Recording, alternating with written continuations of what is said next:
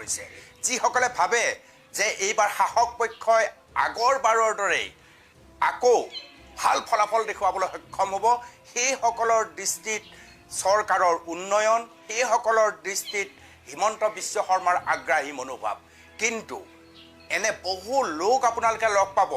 যিসকলে ভাবে যে এইবাৰ হিমন্ত বিশ্ব শৰ্মা চৰকাৰৰ বাবে অগ্নি পৰীক্ষা চলি আছে আৰু অগ্নি পৰীক্ষা ইমানলৈ হিপাইছে যে চৰকাৰে খোদ গম পোৱা নাই যে কেনেকৈ ভোটাৰবিলাকে চৰকাৰ বিৰোধী ভোট প্ৰদান কৰিছে কি বিষয় হ'ব পাৰে সাইলেন্ট ভোটাৰৰ জন্ম কেনেকৈ হৈছে কিয় হৈছে সাইলেন্ট ভোটাৰ কোড কেনেকৈ আহিছে কেনেকৈ জুবিন গাৰ্গৰ হত্যাকাণ্ডৰ ন্যায় প্ৰসংগটোৱে ঠাই পাইছে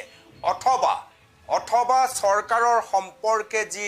দৃষ্টিভংগী মুখ্যমন্ত্ৰীৰ বক্তব্যৰ উত্তেজনাময় পৰিৱেশ আৰু পৰিস্থিতি এই সকলোবোৰে বিজেপিৰ বাবে ভাল খবৰ মাতি অনা নাই নেকি সেই ধৰণৰ চৰ্চাও আপুনি সাধাৰণ জনতাৰ মাজত দেখিবলৈ সক্ষম হ'ব 4 মে ডাঙৰ খবৰ আৰু এই ডাঙৰ খবৰৰ ভিতৰত যেতিয়া ভোট প্ৰদান কৰা হ'ল অৰ্থাৎ ভোটদান হ'ল ভোটদানে সৰ্বকালৰ ৰেকৰ্ড ইতিমধ্যে ভংগ কৰিছে আপোনালোকে সকলোৱে জানে 2016 চনত প্ৰায় 84% ভোটদান প্ৰক্ৰিয়া সম্পাদন হৈছিল আৰু সৰ্বানন্দ সোণোৱাল চৰকাৰ গঠন হৈছিল কংগ্ৰেছৰ চৰকাৰ উফৰি গৈছিল নিমিষতে তাৰ পিছত আমি যদি 2021 চন পৰ্যবেক্ষণ কৰোঁ শতাংশ কমিছিল প্ৰায় 2% হ্ৰাস হৈছিল আৰু বিজেপি চৰকাৰ তেনেকৈ আছিল আৰু এইবাৰ 26ত কি ধৰণে ভোটদান হৈছে আপোনালোকে দেখিছে 85% ইতিমধ্যে পাৰ হোৱাৰ খবৰ আপোনালোকৰ হাতত পৰিছে এনে পৰিস্থিতিত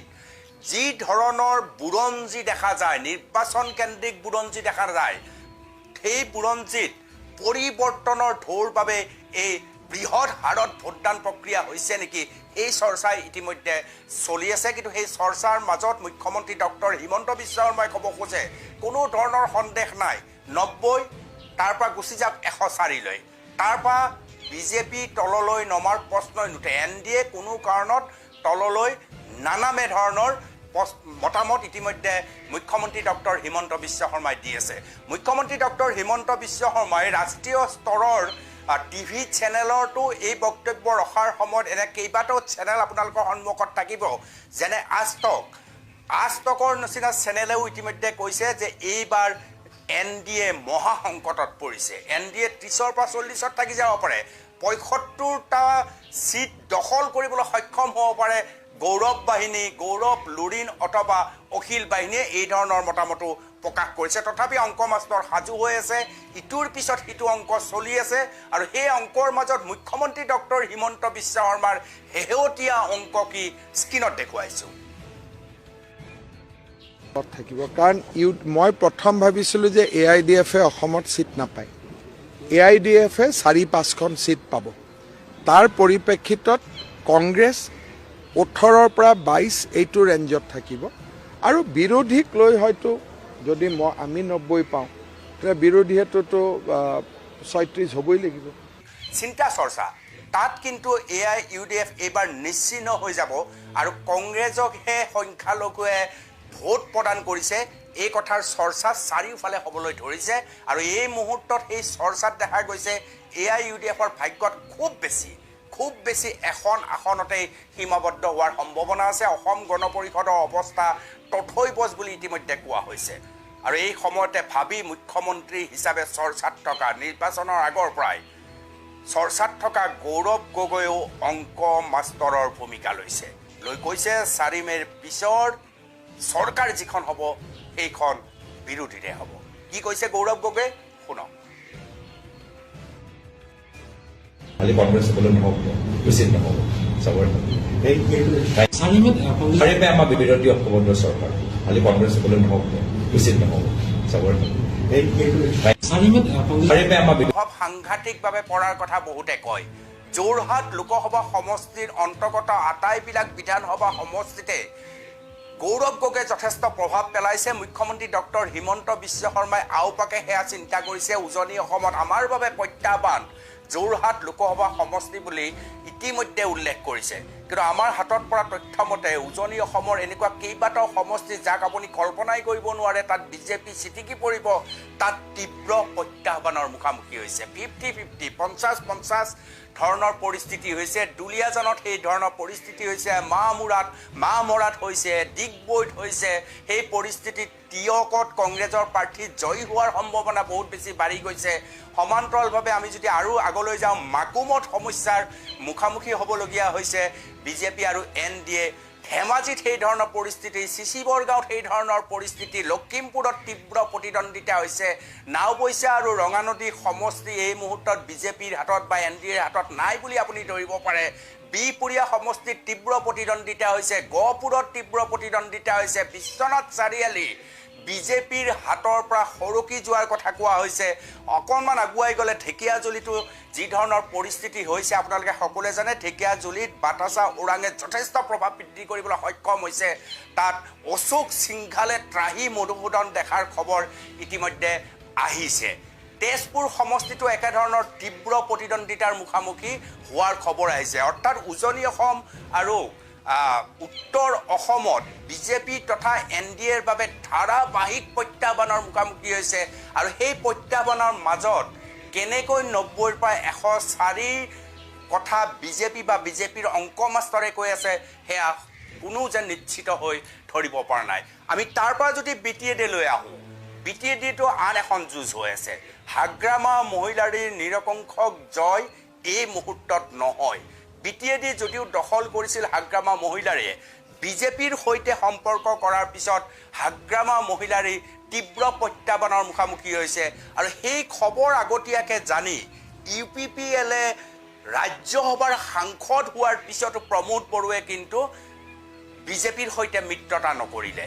15টা সিটত তেওঁ প্ৰতিদ্বন্দ্বিতা আগবঢ়াইছে আৰু আজিৰ তাৰিখত BTADত এই মুহূৰ্তৰ যি ধৰণৰ পৰিসংখ্যা ওলাইছে ৰাজনৈতিক চৰ্চা ওলাইছে নিৰ্বাচন কেন্দ্ৰিক খবৰ ওলাইছে এই খবৰত UPPLে যথেষ্ট প্ৰভাৱ বৃদ্ধি কৰিবলৈ সক্ষম হৈছে হাগ্ৰামা মহিলাৰীক টোপনি ক্ষতি কৰাৰ কথা ইতিমধ্যে চাৰিওফালে চৰ্চা হৈছে তামুলপুৰ সমষ্টিত প্ৰমোদ বড়োৰ জয় নিশ্চিত বুলি কোৱা হৈছে আৰু তাকে লৈ বাক বিতণ্ডা তীব্ৰ গতিত চলিছে হাগ্ৰামা মহিলাৰী আৰু প্ৰমোদ বড়োৰ মাজত মই দেখুৱাইছোঁ আপোনালোকক পুৰা 12টা আসন জিকিবলৈ গৈ আছে আৰু এইবাৰ যি অসমত চৰকাৰ হ'ব ইয়াত UPPLে আঞ্চলিক দলৰ ভিতৰত 1 নম্বৰত থাকিব আৰু যোনে চৰকাৰ বনাব UPPLৰ দৰকাৰ হ'ব আৰু UPPLে এইবাৰ আমি চৰ্তবিলাক ঠিক কৰিছোঁ আগৰ 5টা বছৰ আমি চৰ্ত ৰাখা নাছিলোঁ কাৰণ একত ইমপ্লিমেণ্ট হ'ব লগা আছিলে এইবাৰ বড়োলেণ্ডৰ 26টা জনগোষ্ঠী অসমৰ 146টা জনগোষ্ঠী আৰু যি সমস্যাবিলাক 70 বছৰে সমাধান হোৱা নাই এই আটাইবোৰ সমস্যা সমাধান কৰিবলৈ UPPLে 10 পৰা 12 জন বিধায়ক লৈ পেলাই আমি অসমত ৰাজধানীত আমাৰ দিছপুৰত আহি আছোঁ আৰু তেওঁ কৈছে যে 12খন আসন নিশ্চিত আৰু অসম চৰকাৰ গঠন কৰাৰ ভূমিকা গ্ৰহণ কৰে প্ৰমোদ বড়োৰ কথা লৈ পেলাই যদি কোনোবাই মানি চলে বা কাম কৰে মই বাৰে বাৰে কৈ আছোঁ শেষ হৈ যাব আৰু আজি প্ৰমোদ বড়োৰ প্ৰকৃতাৰ্থত জয় নিশ্চিত হয় নে নহয় কাৰণ তাত কেইবাডালো চিপ্ৰাং ইতিমধ্যে মৰা হৈছে আৰু তাৰ সুযোগ লৈ ইতিমধ্যে ৰামভয়ে ঘোষণা কৰিছে লাখৰ ব্যৱধানত মই জয়ী হ'বলৈ সক্ষম হ'ম শুনুৱাইছোঁ আপোনালোকক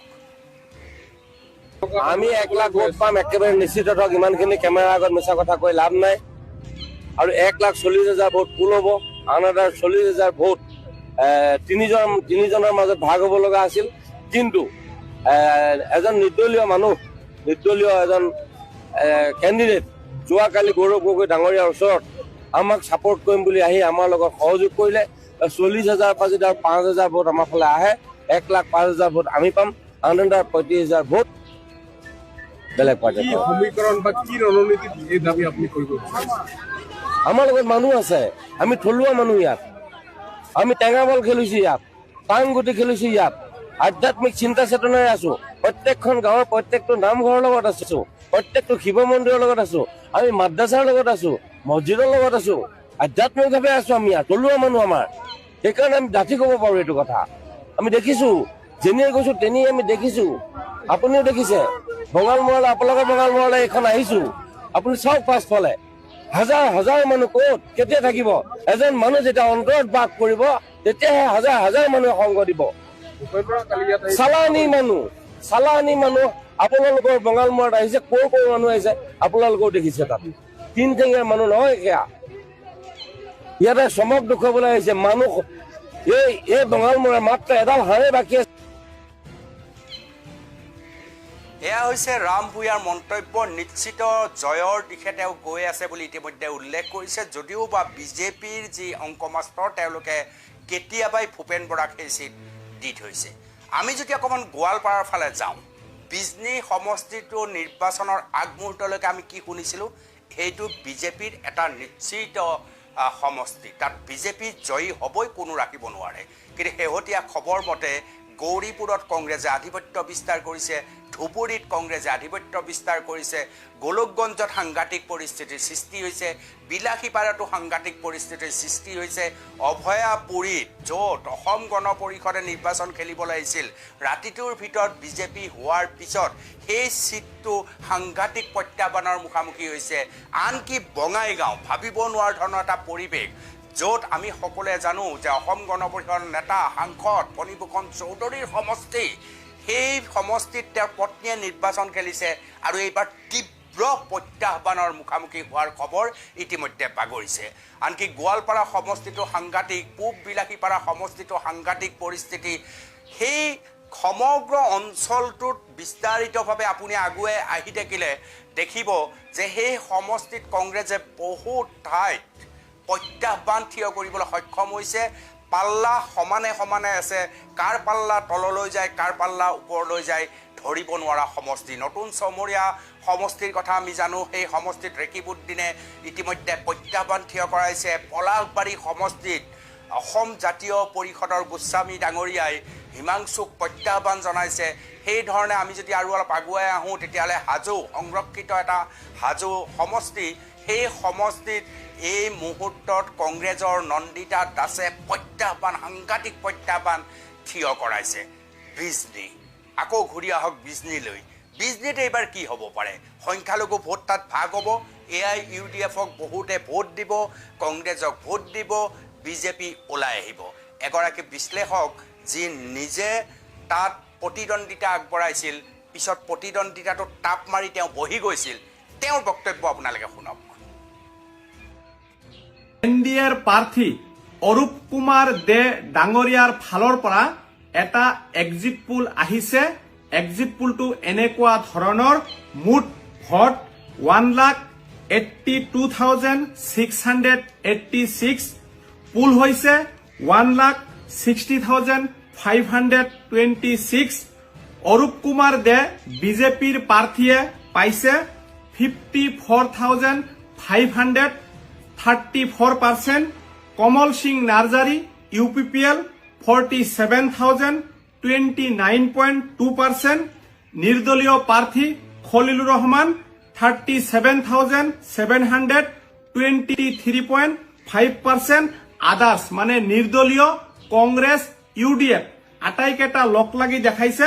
21,326 13.3%. কিন্তু কথাটো হল যে বিজনী সমষ্টিত মই যতেই মিটিং কৰিছো মিটিংৰ শেষত কৈ আহিছো মুছলমান ভোট বিভাজন কৰিব নালাগে আপোনালোকে হলে খলিলুৰ ৰহমান ডাঙৰীয়াক দিব নহলে মোক দিব কিন্তু বেছিভাগ মানুহে খলিলুৰ ৰহমান ডাঙৰীয়াক সমৰ্থন কৰাৰ বাবে মই খলিলুৰ ৰহমান ডাঙৰীয়াক ভোট দিবলৈ আহ্বান জনাইছো কিন্তু এতিয়া এই এক্সিট পোলটো যদি সঁচা হয় তেতিয়া মুছলমানৰ ভোটটো বিভাজন হৈছে বিভাজন নহলে 7 পৰা 8,000 ট্ৰেক্টৰে কেনেকৈ পালে আৰু বিজেপিৰ প্ৰাৰ্থী অৰূপ কুমাৰ দে মুছলমানৰ ভোট 5 পৰা 6,000 বিজেপিৰ পক্ষত আছিল গতিকে বিজেপিৰ ভোট যাতে ভাঙিব পাৰি তাৰ বাবে হেমন্ত সোৰেনে সকলো বাগানতে একো গৰাকী প্ৰাৰ্থী থিয় কৰাইছে হেয়া ৰঙানদীয়ে হওক হেয়া তিতাবৰে হওক অথবা খুৱাং হওক চাৰিওফালে ঝাৰখণ্ড সাংবাদিক বন্ধুসকল সকলোকে সংবাদ মেললৈ আদৰণি জনাইছোঁ আৰু ৰঙালী বিহুৰ আন্তৰিক উলহ শুভকামনা আপোনালোক সকলোলৈকে যাচিছোঁ। আপোনালোকৰ জৰিয়তে অসমবাসী ৰাইজলৈ আমাৰ শ্ৰদ্ধা আৰু উলগ যাচিছোঁ। আশা ৰাখিছোঁ ৰঙালী বিহুৰ ঐতিহ্য আৰু পৰম্পৰাই অসমীয়া বৰ জাতিৰ বৰঘৰ সুদৃঢ় কৰক, সমন্বয় আৰু সম্প্ৰীতি এনাজীডাল কটকটীয়া কৰক, আৰু অসমীয়া জাতীয়ত্বৰ স্বাভিমান অসমৰ মাটিৰ সৰ্বকালৰ বাবে সুৰক্ষিত হোৱাৰ পথ ৰচনা কৰা হওক। সাংবাদিক বন্ধুসকল, কেইটামান পোষ্ট ইলেকশ্যন যিবোৰ পৰিস্থিতি আমি দেখিছোঁ, নিৰ্বাচনৰ পৰৱৰ্তী সময়ৰ পৰিস্থিতি, সেই সম্পৰ্কত দলৰ আনুষ্ঠানিক প্ৰতিক্ৰিয়া আমি ব্যক্ত কৰিব লৈছোঁ। নিৰ্বাচনৰ সমাপ্তি হোৱাৰ পাছৰে পৰাই চৰকাৰখনৰ আক্ৰোশমূলক আৰু প্ৰতিশোধ পৰায়ণ মানসিকতাত আমি উদ্বিগ্নতা প্ৰকাশ কৰিছোঁ, আৰু আমি এই কাৰ্য অগণতান্ত্ৰিক বুলি অভিহিত কৰিব বিচাৰোঁ। গণতান্ত্ৰিক প্ৰমূল্যবোধক অসন্মান জনাই বৰ্তমান হিমন্ত বিশ্ব শৰ্মা ডাঙৰীয়াৰ চৰকাৰে আৰক্ষী বাহিনীক ৰাজনৈতিকভাৱে ব্যৱহাৰ কৰি যিবোৰ কৰ্মকাণ্ড কৰি আছে, সেইবোৰ মুঠেও গ্ৰহণযোগ্য আৰু সমৰ্থনযোগ্য হ'ব নোৱাৰে। ইয়াৰ ফলশ্ৰুতিত এটা কথা অনুমান কৰিব পৰা যায় যে চৰকাৰ গঠন নহ'ব বুলি নিশ্চিত হৈ মুখ্যমন্ত্ৰী ডাঙৰীয়াই এক সাংঘাতিক ধৰণৰ আচৰণ প্ৰদৰ্শন কৰিছে, অস্বাভাৱিক আচৰণ প্ৰদৰ্শন কৰি থকা আমি দেখিবলৈ পাইছোঁ। কেইটামান উদাহৰণ দিওঁ। কিছুদিন পূৰ্বে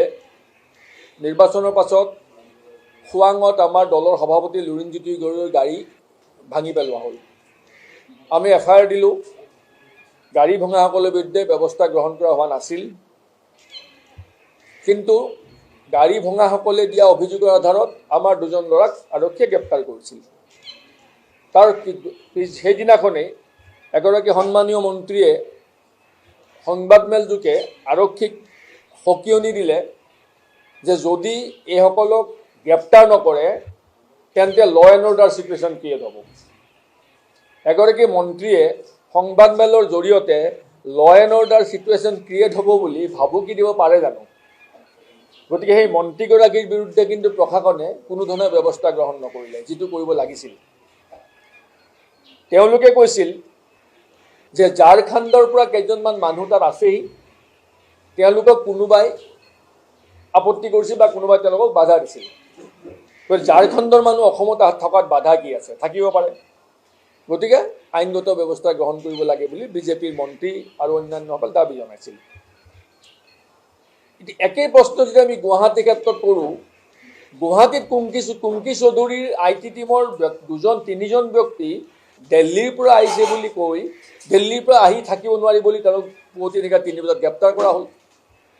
যদি কুংকি চৌধুৰীৰ লগত থকা 3গৰাকী দিল্লীৰ যুৱক থাকিব নোৱাৰে, গ্ৰেপ্তাৰ হ'ব লগা হয় পুৱতি 3 বজাত পুৱতি নিশা, তেনেস্থলত খোৱাঙৰ বিধায়কৰ লগত ঝাৰখণ্ডৰ মানুহ থাকিব পাৰিব, তেওঁলোকৰ বিৰুদ্ধে ব্যৱস্থা গ্ৰহণ নকৰিব, এইটো কেনেকুৱা ধৰণৰ বিচাৰ হ'ব পাৰে? বিচাৰটো সকলো ক্ষেত্ৰত সমান হ'ব লাগিব, ন্যায় সকলোৰে বাবে সমান হ'ব লাগিব। তাৰ পাছতেই গুৱাহাটীত আপোনালোকে মন কৰক, কুংকি চৌধুৰীক চমন দিয়া হ'ল। বাৰম্বাৰ সেই ছোৱালীগৰাকীক আৰক্ষী থানালৈ গৈ ষ্টেটমেণ্ট দিব লগা হ'ল, তেওঁৰ টীমৰ মানুহ গ্ৰেপ্তাৰ কৰিলে। অভিযোগ কি? অভিযুক্ত হ'ল তেওঁ পুলিং বুথত প্ৰৱেশ কৰিছিল। মানে অতি হাস্যকৰ লজ্জাজনক কথা, প্ৰাৰ্থীয়ে পুলিং বুথত প্ৰৱেশ কৰিব পাৰে, সেই বিধি থকাৰ পাছতো এটা আচৰিত বিষয় এটা লৈ এটা বিতৰ্কৰ সৃষ্টি কৰিব বিচৰা হৈছে। যিকোনো প্ৰাৰ্থীয়ে পুলিং বুথৰ ভিতৰলৈ যাব পাৰে, তাত কোনো বাধা নাই, এইটো বিধি আৰু নিয়মে এলাও কৰে। নিৰ্বাচনী আয়োগৰ বিধিমতেই প্ৰাৰ্থীগৰাকী পুলিং বুথৰ ভিতৰলৈ যাব পাৰে।